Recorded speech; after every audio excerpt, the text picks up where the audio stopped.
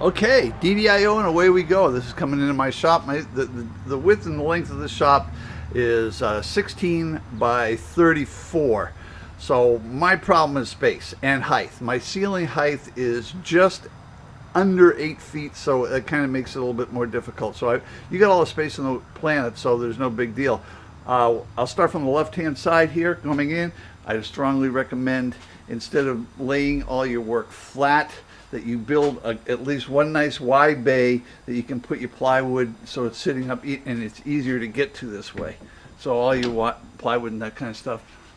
Smaller racks there. Then I'd also recommend just making a place for all your screws and boxes. They pop right out, pop right in. You can take it down out to the work itself. No big deal, you know. So all big stuff, all right? And you're gonna have a bunch of stuff left over. So down below I built a rack for all of my screws. You know, you're gonna need a ton of wood screws. So right here is the work table for the radial arm and the chop saw. If I had my way, I would have spread these out a little bit more. They're about 5 feet apart. I'd go at least 10 feet apart. I'd also make this portion of the table wider. You see I kicked it out a little over here, but I'd go at least 12 to 16 inches there. And then I'd also leave a little bit more space behind here so I could put work in there.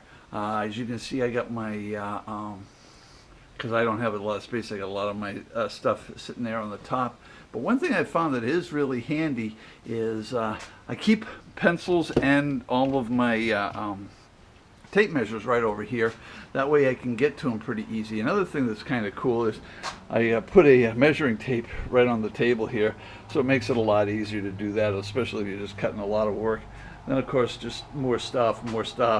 But here's where I'm telling you, kind of a pain in the butt. I built this originally, and I might flip everything around just to make it easier because I can't get to any of the lumber down below it, you know. So I do keep all my 2x4s here, some other wood and stuff like that. See, the good news is like you, I do have a lot of space, so I can go back here, you know. Right here is my where I keep my clamps. Pretty easy, just hooked right in there. They just set right in there, easy peasy.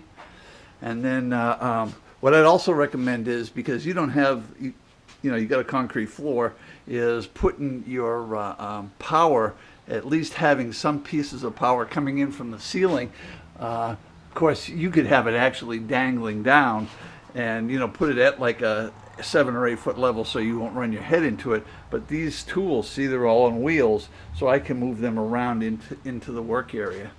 My workspace is pretty good size, but I don't have the height, so I can't build something 8 feet here standing straight up. I gotta build it sideways.